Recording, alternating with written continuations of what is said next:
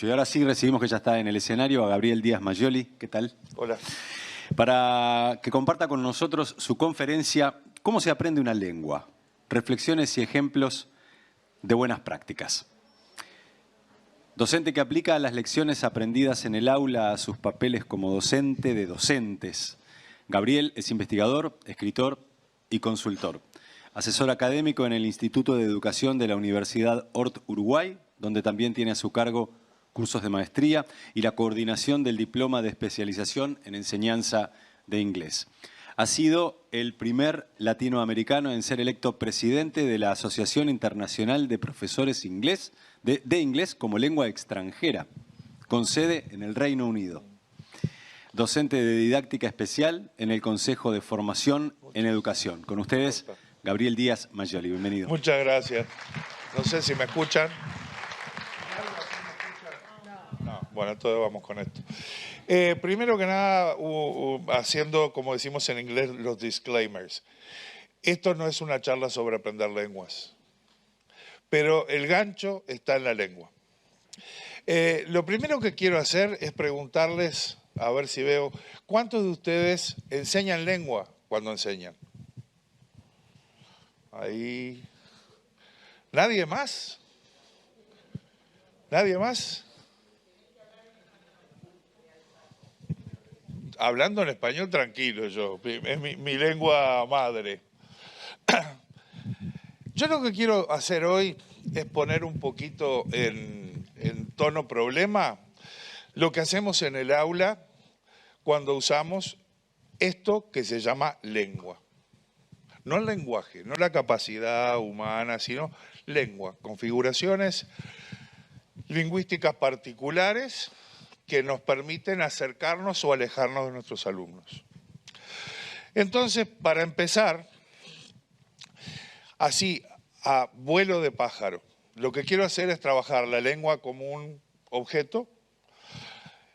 Todos hemos pasado por cursos de lenguas en secundaria, en primaria, incluso en la universidad y en formación docente.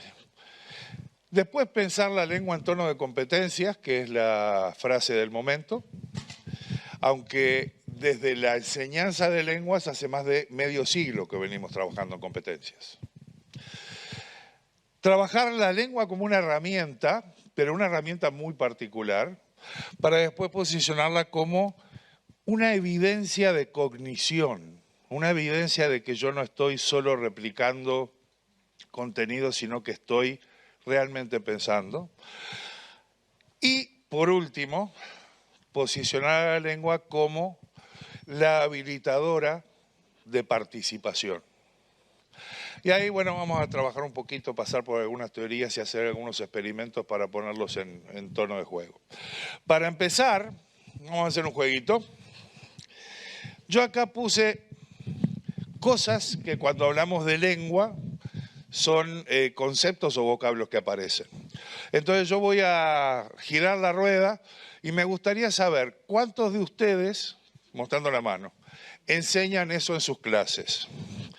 Primero que nada, ¿cuántos de ustedes enseñan eso? Cualquier cosa pregunten si no saben, ¿eh? A ver, conectores.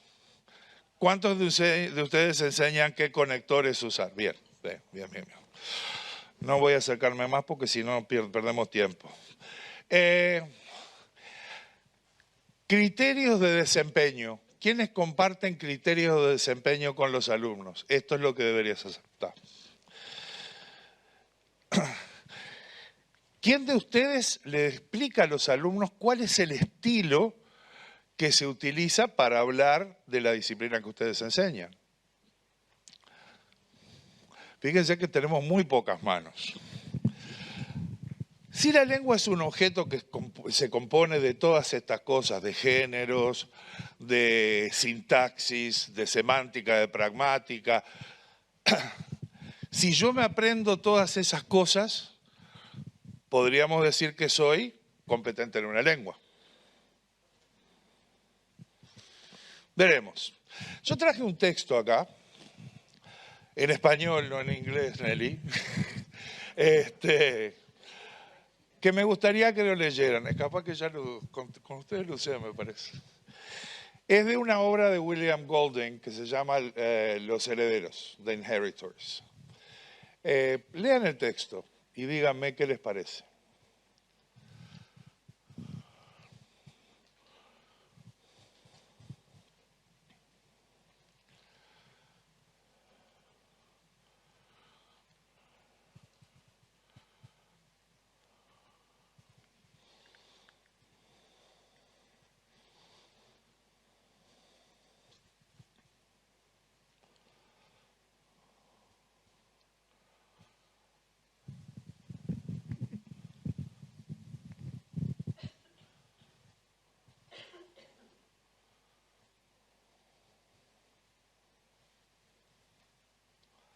Si yo les preguntara ahora, les pidiera, ¿me pueden dar un título para el texto?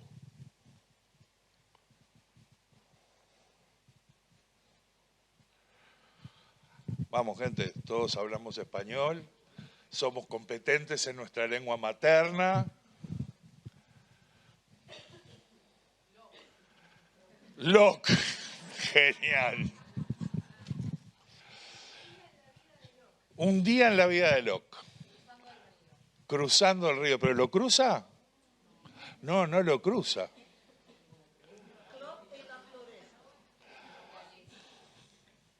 Locke na floresta. Está bom. Yo pregunto, ¿qué dificultad tienen ustedes para comprender este texto? La gramática la conocen y la saben. El vocabulario, antecedentes, contexto. Les recomiendo el libro de Goldwyn si les gusta la literatura inglesa de ese estilo. Goldwyn fue el que escribió El Señor de las Moscas, dicho sea de paso. Este es un encuentro entre un neandertal y un homo sapiens. El neandertal es Locke. Y lo que pasa es, se encuentran río por medio. El otro ve un bicho, saca el arco y la flecha. ¿Entienden por qué? De golpe el árbol obtuvo voz y le creció una rama. ¿Qué es lo que está pasando acá? Podemos tener todos los conocimientos lingüísticos necesarios, pero no conocemos, justamente ustedes decían el contexto. Yo más que el contexto diría la situación y diría la experiencia previa con textos de esta naturaleza para poder entenderlos. Entonces, el trabajar desde cualquier disciplina, ¿cuál es la lengua que usamos? Para mí es el paso primordial para poder generar aprendizajes. Porque nosotros lo que usamos como medio de comunicación puede oscurecer o puede aclarar. Entonces vamos a ver distintas concepciones de esto. Saliendo de la lengua como objeto, eso que estudiamos, que tiene una gramática, tiene un lexicón, tiene géneros textuales, tiene funciones y nociones. Y pensemos que desde todas las materias, todos tenemos en mi humilde opinión, y se puede estar de desacuerdo, la obligación de mostrarle a nuestros alumnos cómo usamos la lengua de nuestra disciplina, porque cada disciplina tiene una lengua. Yo siempre hago un cuento que en un momento, trabajando en educación pública, y esto es una historia verdadera, venían profesores a Montevideo a capacitarse en metodologías nuevas y todo, y había materiales nuevos. Entonces le dieron a unas profesoras de química 4 tablas periódicas para que llevaran al liceo. Las profesoras llegaron al liceo y una le dice a la otra, che, trajiste las tablas. Y dice, ay, me olvidé. Ah, no importa, para que le pedimos a fulano, que era el portero, que vaya hasta casa y me la alcance, que está mi marido, que nos la alcance. Fulano no puede ir hasta casa. Sí, sí, profesora, cómo no. Pasa 1 hora, pasan 2 horas, pasan 3 horas, y al final viene el hombre con las 4 tablas periódicas abajo del brazo. Le dice, ¿pero por qué demoraste mucho? Dice, primero porque tuve que encontrar un camión para las tablas. y tuve que encontrar a alguien. Y segundo, que lo que me dio su marido fueron estos tubos acá, pero tablas no me dio ninguna. Esto es una historia verdadera, ¿no?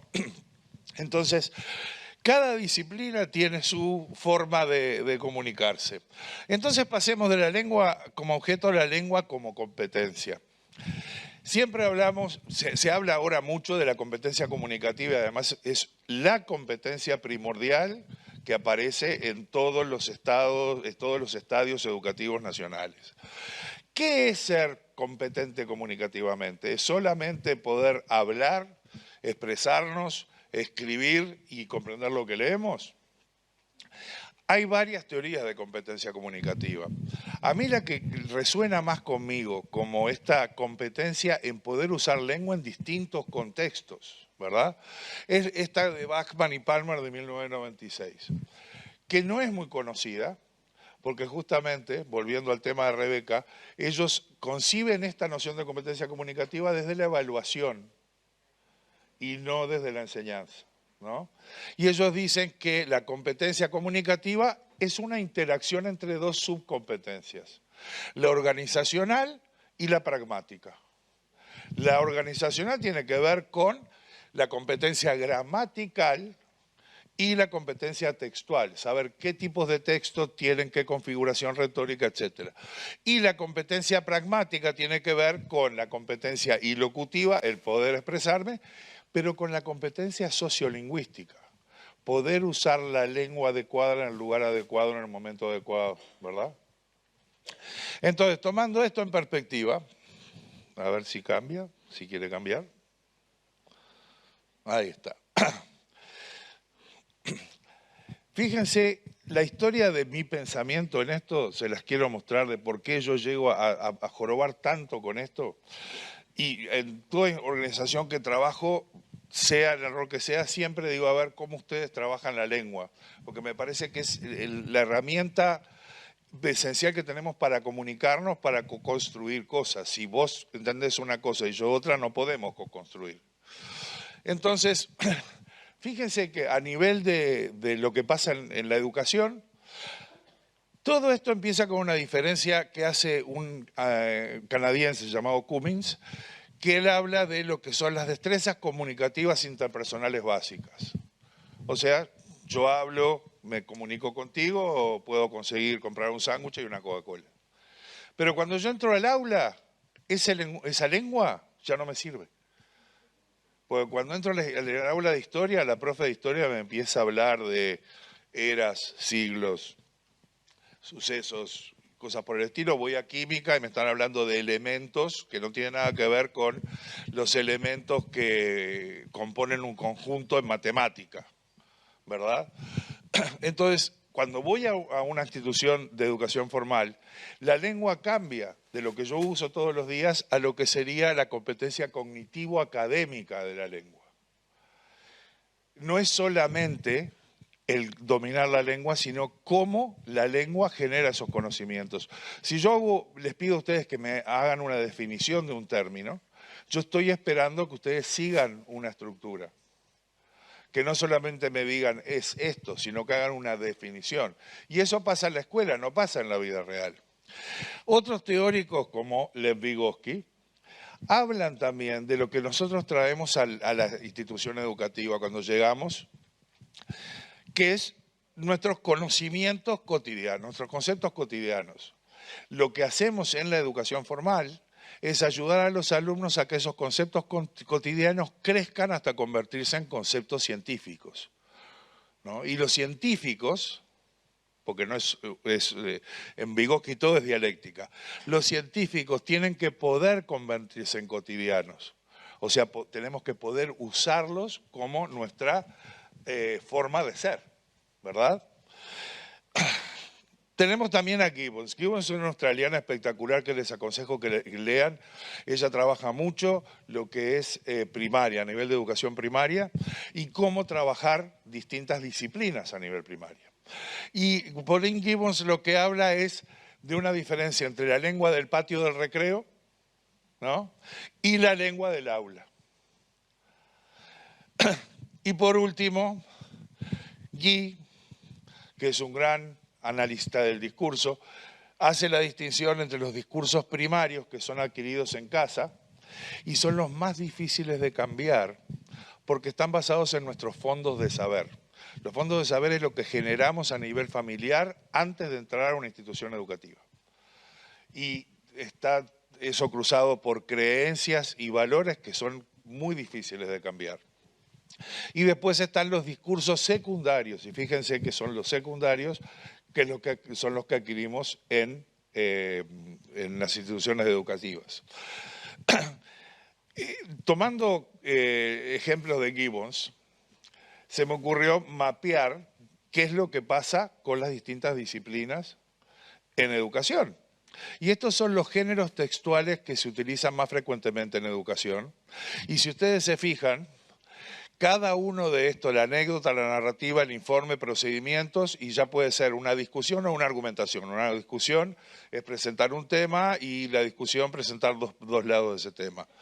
Cada uno de estos textos tiene un propósito diferente, una organización diferente, conectores diferentes y otros aspectos que hacen a la lengua que pueden habilitar o impedir la comprensión por parte de los alumnos. Si nosotros hubiéramos estado hablando de la diferencia entre un hombre de Neandertal y un Homo sapiens, antes de yo presentarles el texto, ¿qué hubiera pasado? Lo hubieran entendido perfectamente, ¿verdad?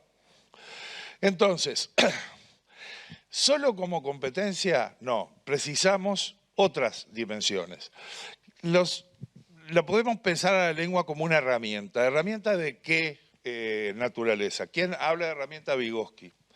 Todo aprendizaje para él, esto se los voy a mostrar rápido porque ya lo saben, no tengo por qué decirlo, pero es básicamente surge todo aprendizaje de situaciones sociales, de la corregulación a la autorregulación.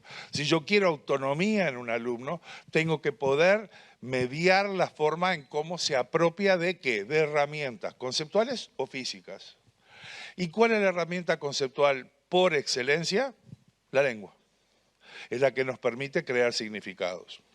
Entonces, de estos principios, ¿qué implicancias habría para la educación? Sí, es verdad que el aprendizaje tiene su génesis en prácticas sociales. Lo primero que tengo que hacer es familiarizar al interlocutor. Yo tengo que poder llegar al mismo nivel de discurso. Y bueno, mostrando, demostrando, utilizando guiones, monitoreando las condiciones de la experiencia, identificando brechas. Acá hay una expresión que me gustó mucho, que esta se la robé a una alumna que es española, al propio aire, no interactuar como a uno le da la gana, al propio aire, que tiene que ver con que la interacción social es la base para el aprendizaje y el desarrollo. Pero cuando hablamos de interacción tenemos que lograr que los alumnos se apropien no solo de los conceptos, de las habilidades, de la destreza, sino que tengan las disposiciones necesarias para hacerlo, ¿verdad?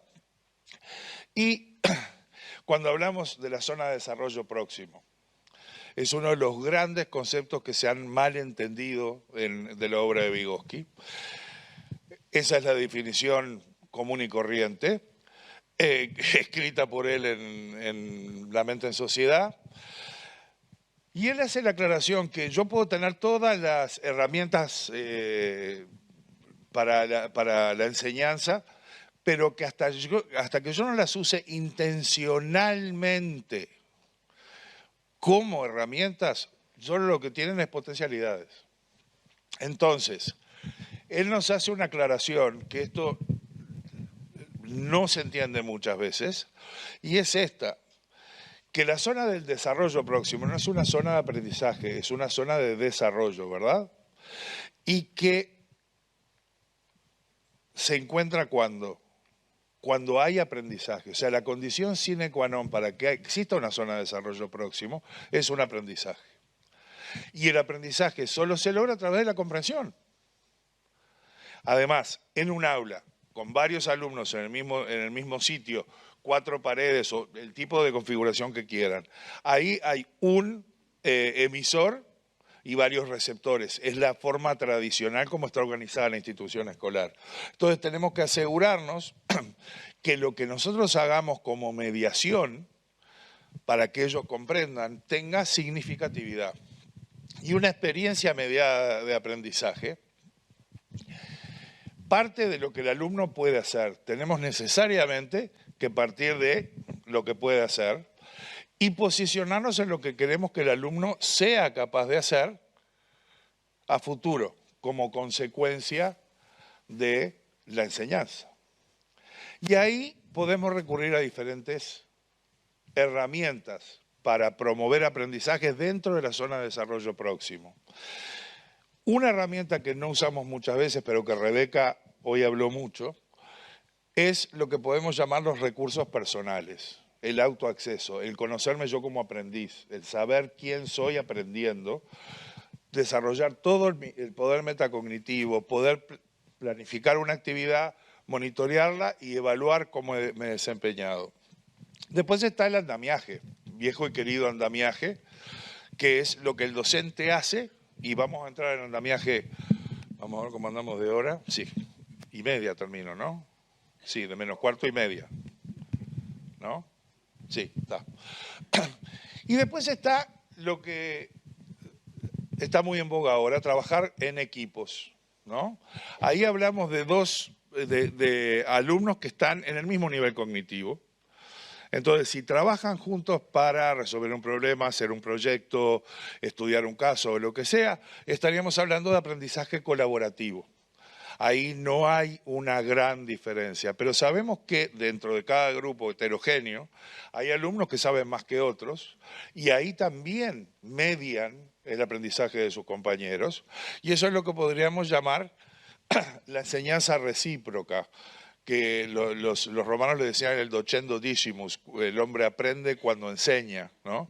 Y fíjense qué espectacular que es el concepto, porque cuando yo tengo que explicarte algo a ti, tengo que entenderlo profundamente yo primero, y ese es el aprendizaje.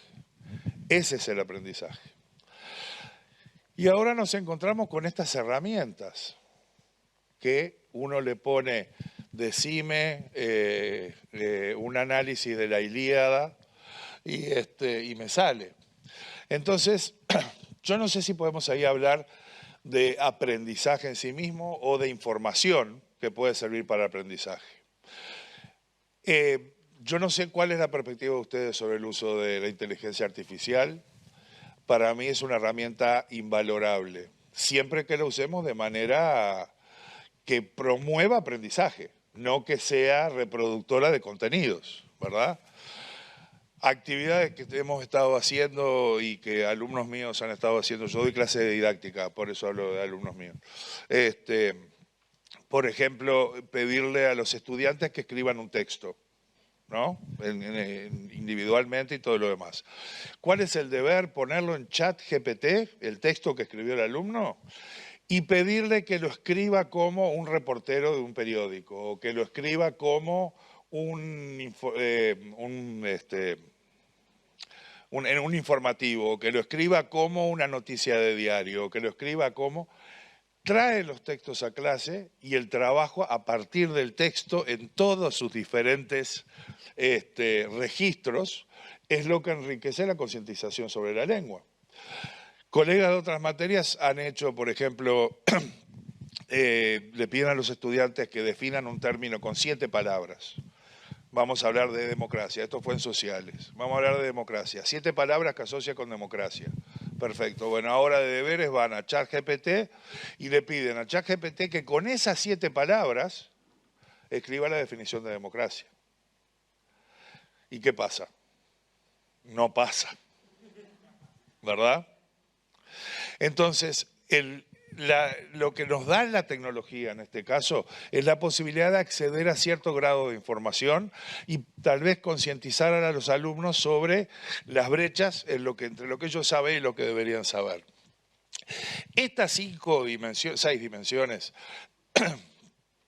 nos hacen posicionar a la lengua como la forma en que nosotros evidenciamos que los alumnos están desarrollando su cognición, ¿verdad? ¿Y qué es lo que pasa ahí? Vamos a pasar de la zona de desarrollo próximo, la ZDP, a la ZDI.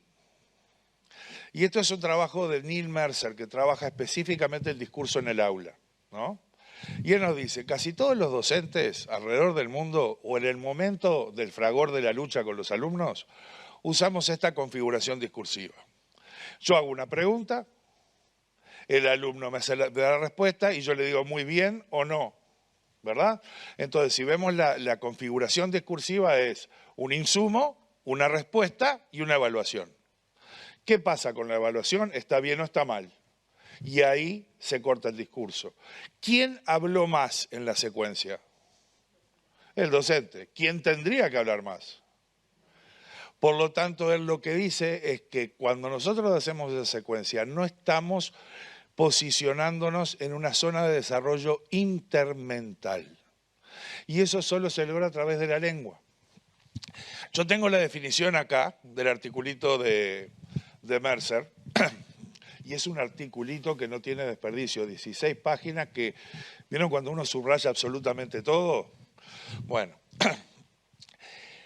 él aboga por esta enseñanza dialógica. ¿Qué es lo que pasa cuando yo entablo un diálogo contigo? Estoy calibrando tu comprensión, o sea, lo que estoy haciendo es representando tu cognición, tu comprensión, en mi cognición. Y para poder realmente lograr aprendizaje de calidad, lo que tengo que hacer es lograr que el alumno se represente mi cognición docente en su cognición. Entonces la cognición no está ni en mi cabeza ni en la tuya. La cognición está en este intercambio, en esta posibilidad de interacción, que nos va a permitir co-construir. Porque el docente va a estar aprendiendo todo el tiempo, cosas nuevas y cómo mediar aprendizaje, y el alumno va a estar descubriendo nuevos aspectos de los contenidos de la asignatura. Pero si no existe esa zona de desarrollo intermental, no llegamos. Y ahí vamos a lo que caracteriza a los buenos docentes. Y esto sirve como resumen de todo lo que he hablado hasta ahora. ¿Qué es lo que hace un buen docente?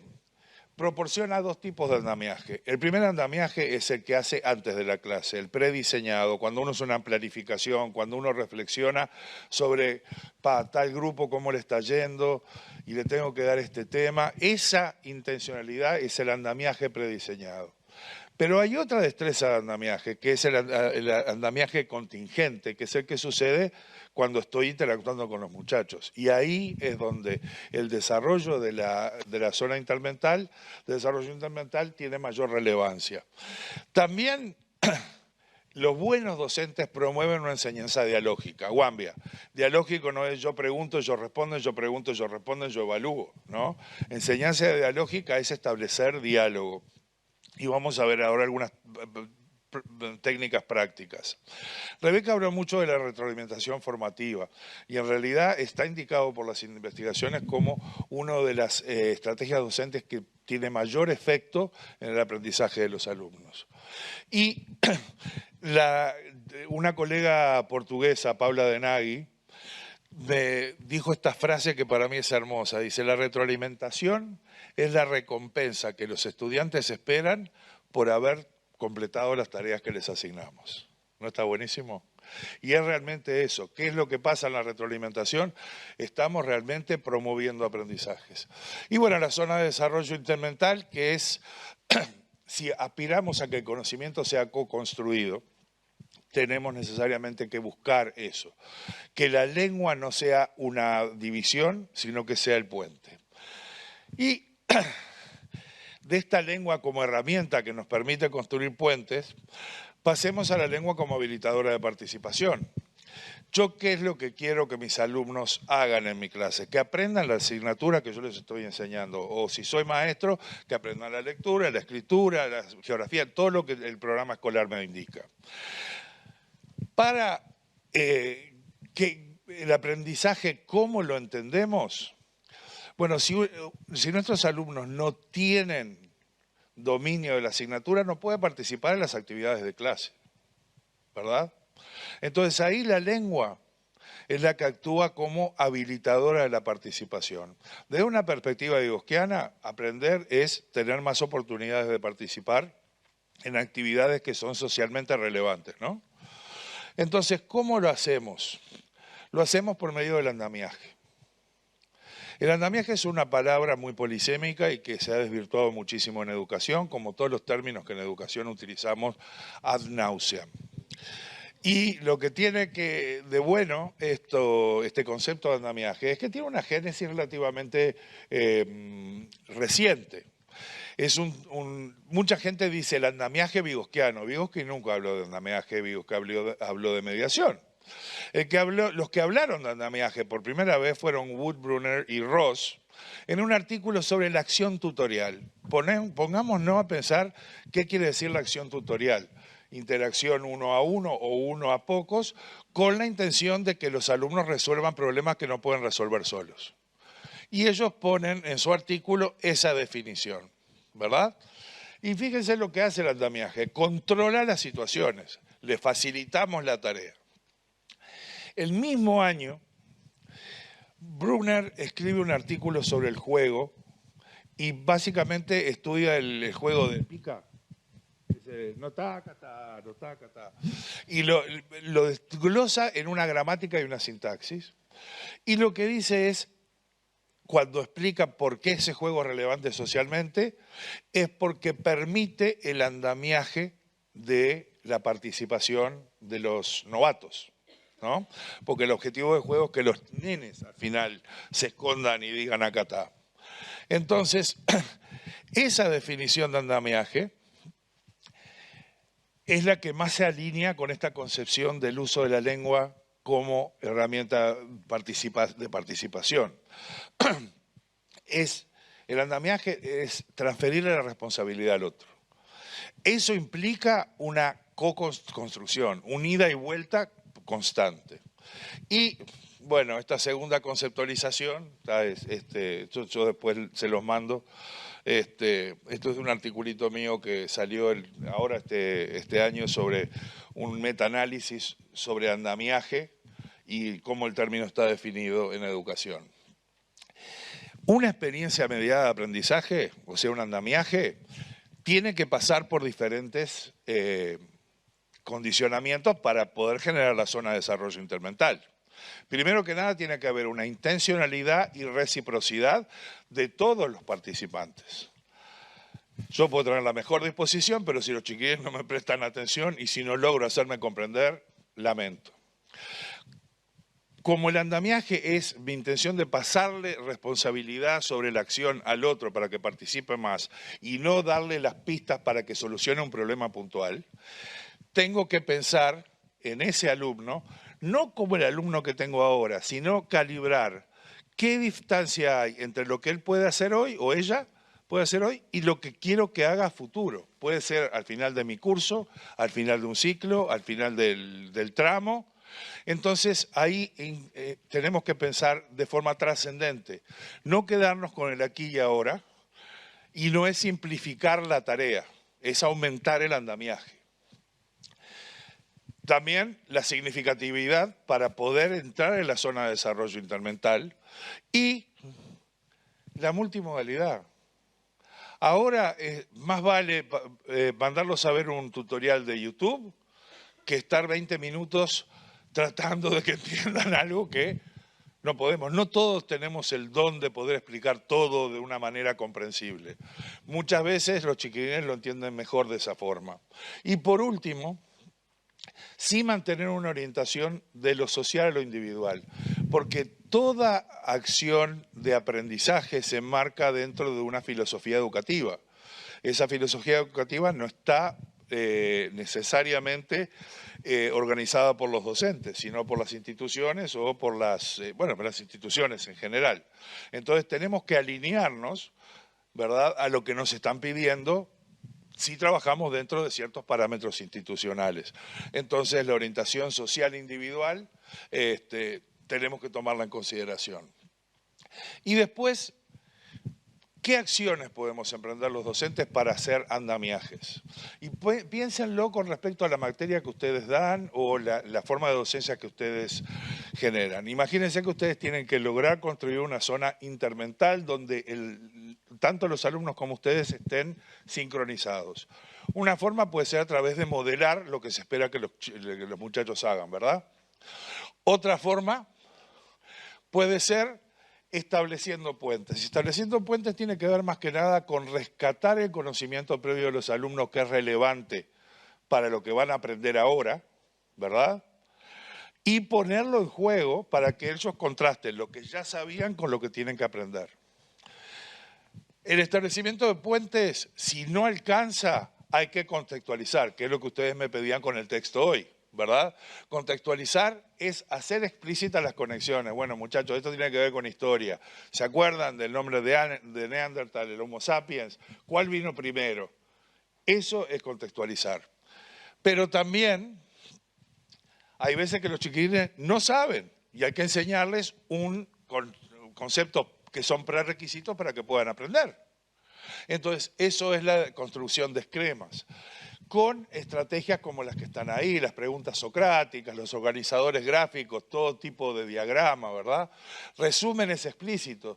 Terminar de presentar el tema y decir, bueno, yo ahora voy a hacer un resumen, ¿está? De esto. Y después quiero que vos digas con tus palabras lo que yo dije. Y después que tú lo dijiste, te pido a ti que digas lo que dijo la compañera. Ese tipo de resumen explícito ayuda a que, como digo yo, ellos tienen la estantería desordenada. Ayuda a que se les ordene la estantería. Y después, bueno, la predicción es sinopsis. Siempre buscar que ellos predigan cosas, darles una sinopsis para ver si la predicción está adecuada o no. Y lo último es el trabajar no con actividades, sino con tareas.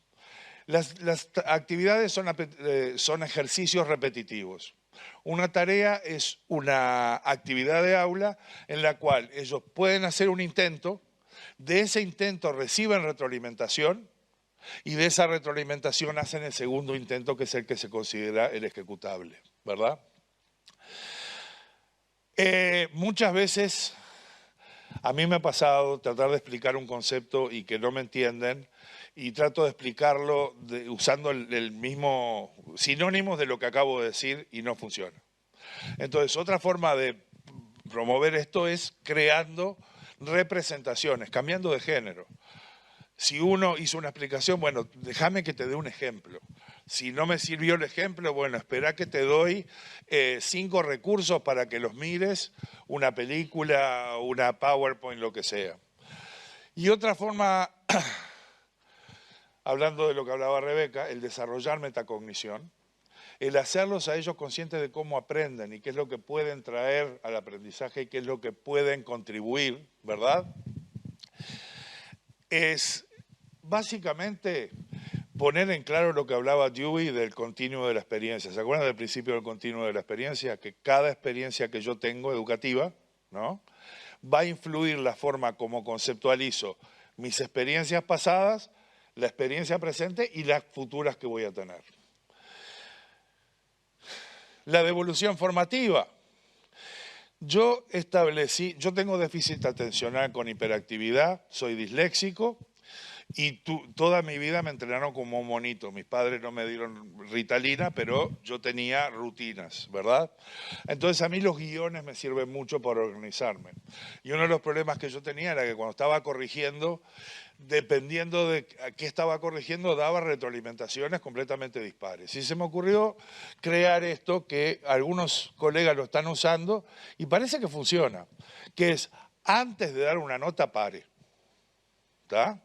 Pare, entonces es mirar lo que hizo el alumno y preguntarnos o preguntarle, ¿acá quisiste decir esto? Antes de emitir un juicio, ¿verdad? Después, alentar. Alentar quiere decirle, mira, todo esto que está acá lo hiciste bien. No es decirle, qué divino tu trabajo, pero, como decía Rebeca hoy, ¿no? Es decir, todo esto que hiciste está bien, pero vamos a reflexionar. Y ahí no es nosotros decirle, es dirigirlos a ellos a los aspectos a mejorar. Y por último, empoderarlos, pidiéndoles a ellos a ver qué podrías hacer para mejorar esto, ¿verdad? Eso es una forma de andamiaje brutal, porque realmente el segundo intento, después de una retroalimentación así, es mucho más certero. Esto se los muestro rapidito porque tiene mucho que ver con lo anterior. Esto está generado por un colega de Asia, que él dice, hay que ver cómo cómo corregimos, ¿no? Qué tipo de retroalimentación, qué tipo de devolución le hacemos. Y él dice, podemos ser muy explícitos o nada explícitos. Podemos ser, darles mucha explicación o poca explicación. Entonces él dice que si explicamos en detalle, mira querido, esto lo hiciste mal, lo tendrías que haber hecho así, le damos la respuesta, eso es llevar de la mano y no conducir al aprendizaje. Por otro lado, si decimos una explicación somera, pero no somos explícitos, como si uno tiene que hacer un esquema, lo primero que tiene que hacer es esto, pero no me estoy dirigiendo al esquema que vos hiciste, Jenny.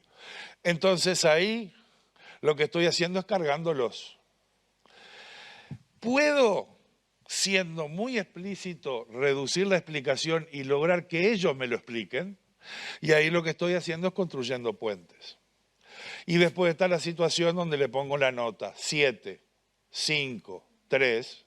Y ahí lo que dicen ellos es nuevamente llevar de la mano. Yo diría tirarlos al agua, ¿no? Porque, ¿qué quiere decir un 7, un 5? Capaz que para vos un 7 es una cosa, para mí es otra. Donde yo trabajo tengo una colega que no cree en la exoneración, entonces la nota máxima del curso de ella es 6. Es así. Entonces, si nos ponemos a pensar, todo esto que les estoy hablando es muy vygotsquiano, porque involucra todas las dialécticas de la profesión. La dialéctica entre enseñar y aprender, que no son dos procesos separados, no procesos conectados, sino que son procesos que están en relación dialéctica. El aprendizaje y el desarrollo, lo cognitivo con lo afectivo y emocional. Vygotsky habla de una configuración que él le llama Pérez-Baña, que es cómo yo aprecio la experiencia educativa que me dio mi docente. Si es placentera, aunque me haya ido mal, pero si es correcta y placentera, si veo un esfuerzo, eso es positivo y es una Pérez-Baña que me lleva a aprender. Pero si lo percibo negativo, me cierro. La retroalimentación como forma de aprendizaje, la evaluación como apoyo a estos procesos dialécticos de enseñanza y aprendizaje, y siempre pensando en el alumno que tenemos hoy, pero lo que ese alumno debería ser capaz de hacer en el futuro. Y para cerrar, los dejo con Rita Mae Brown, que tiene esta frase, para mí es magistral, que es: la lengua ejerce un poder oculto, como la luna sobre las mareas. ¿Cómo usamos la lengua? Cómo nos relacionamos con los alumnos va a determinar muchas veces el éxito o el fracaso de ellos, y nuestro también, que es el nuestro. Muchas gracias. Lo dejo con